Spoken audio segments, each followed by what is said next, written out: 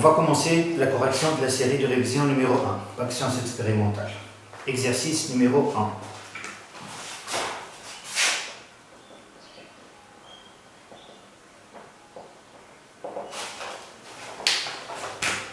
Toutes les expériences sont réalisées à 25 degrés Celsius, température à laquelle le produit ionique de l'eau est 10 exposant moins 14. On dispose de trois solutions aqueuses, S1, S2 et S3.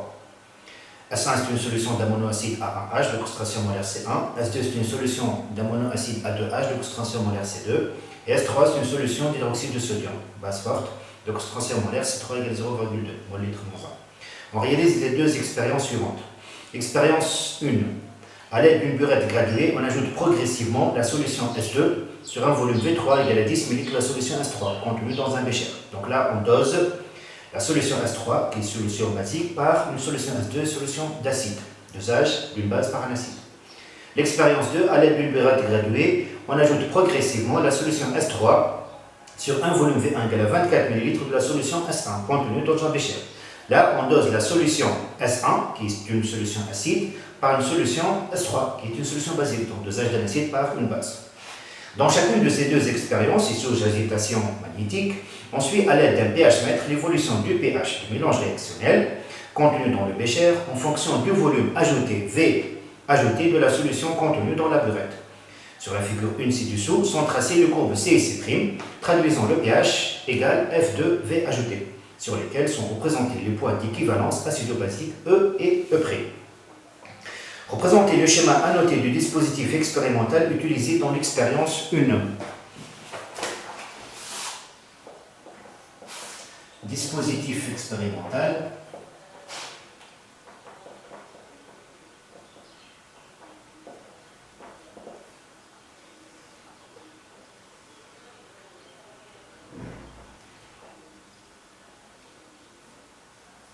C'est une question qui est souvent posée dans les sujets de bac. Donc on devrait représenter la burette, bien sûr, le bécher,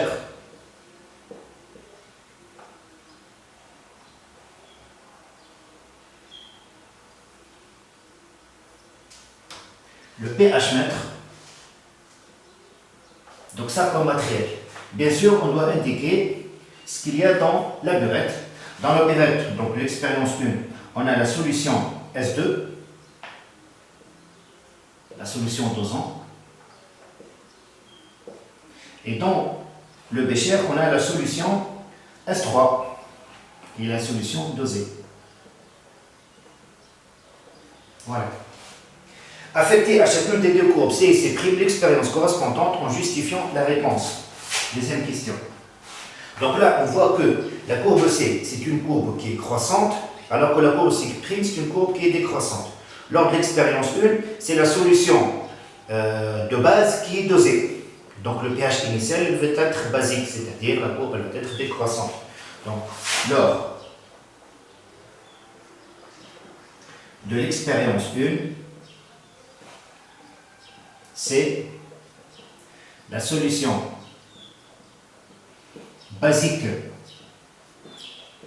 S3 qui est dosée. Sa courbe pH égale à F2V ajouté est décroissante.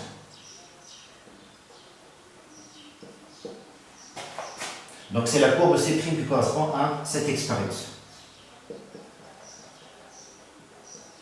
La courbe C' correspond alors à cette expérience.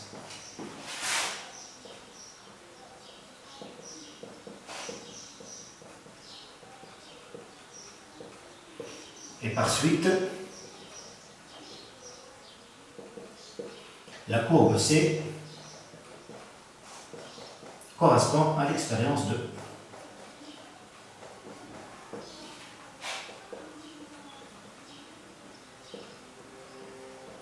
On pourrait bien sûr faire la justification complète pour l'expérience 2 et conclure que la courbe C' correspond à l'expérience 1. Définir l'équivalence acido-basique, c'est une question qui est classique.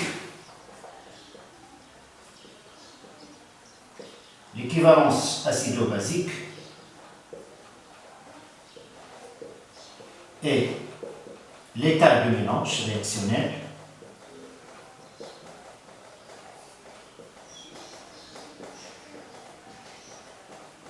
lorsque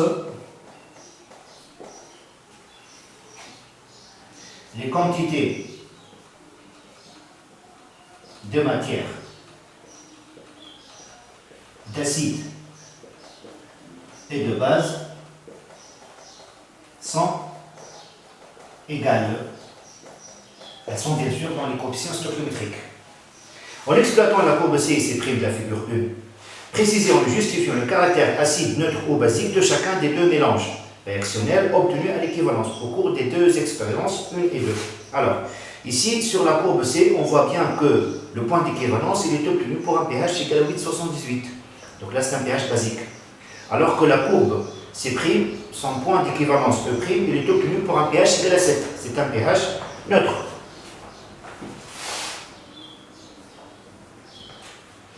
D'après la courbe C,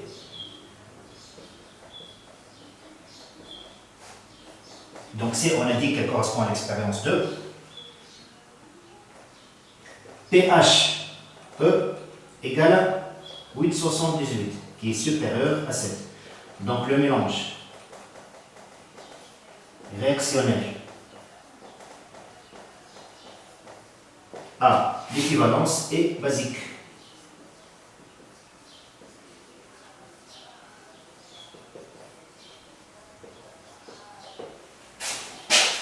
D'après la courbe C',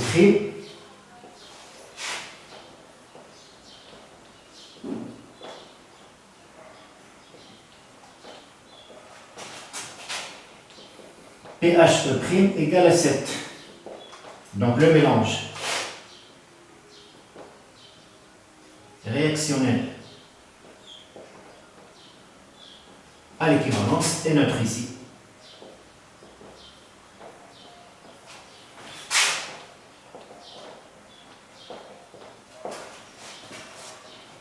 Calculer les concentrations molaires C1 et C2 des deux solutions S1 et S2. Ici, bien sûr, on va utiliser la propriété de l'équivalence acide-basique. Les quantités de matière d'acide de base sont égales. Donc, pour chaque dosage, à l'équivalence 1, l'équivalence 1, bien sûr, c'est pour l'expérience 1, c'est-à-dire on va essayer de travailler avec les données de la courbe C'. Donc, l'expérience 1, on a la solution 2 qui dose la solution 3. Donc C2, V2 à l'équivalence égale à C3, V3. À partir de là, on va dégager C2. Ça sera C3, V3 sur V2 à l'équivalence. C3, c'est 0,2. V3, c'est 10 ml. Et V2 à l'équivalence, on détermine à partir de la courbe, c'est 16 ml. Donc 0,2 fois 10, ça fait 2. 2 sur 16, 0,125 mol litre moins 1. À l'équivalence 2, même travail, même principe. L'équivalent, l'expérience 2, on dose la solution 1 par la solution 3. Donc C3, V3 à l'équivalence égale à C1, V1. Ici, on va déterminer C1. C3, V3 sur V1. C3, c'est 0,2. V3 à l'équivalence, c'est 12 ml ici. Et V1, c'est 24. 12 sur 24, ça fait 0,5. 0,5 fois 0,2, 0,1. Moins litre moins 1. Justifier que A1H est un acide faible et que A2H est un acide fort. Lors de l'expérience 1, on voit bien que la courbe présente deux concavités, c'est-à-dire un seul point d'inflexion. En plus de ça, la solution dosée, c'est une solution de base forte. Donc obligatoirement, l'acide dosant, il doit être fort. Donc on peut justifier soit par le fait que la solution dosée est forte, donc la solution dosant est forte aussi, ou bien par la forme de la courbe. Les deux justifications sont valables ici. Le dosage effectué lors de l'expérience donne une courbe présentant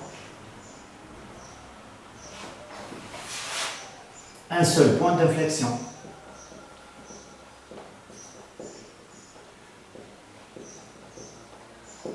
Donc, la solution dosant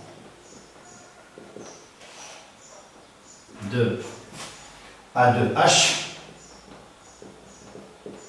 est celle d'un acide fort.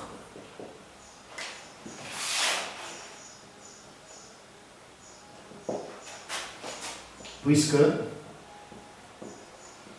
NaOH est une base forte.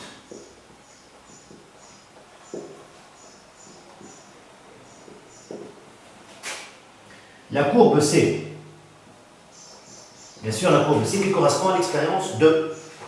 Par contre, elle possède deux points d'inflexion, c'est-à-dire trois concavités. La courbe C présente deux points d'inflexion.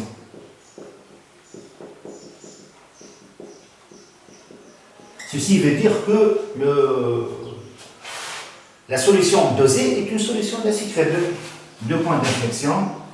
Donc, la solution acide dosé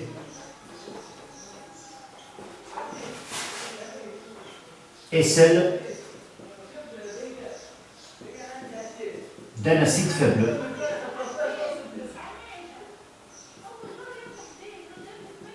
Bien sûr, qui est A1H. En utilisant la figure 1, déterminer graphiquement la valeur de pK du couple correspondant à l'acide faible. Donc là, un petit traçage.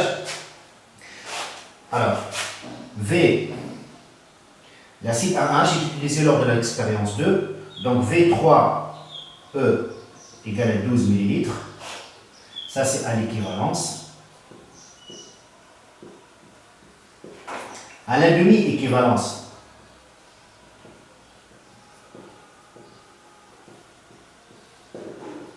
V3 égale à 6 ml. Ça donne un pH 1,5 égale à 4,75. Donc le pKa, c'est égal au pH 1,5, qui est égal à 4,75. Ça, c'est pour l'exercice numéro 1.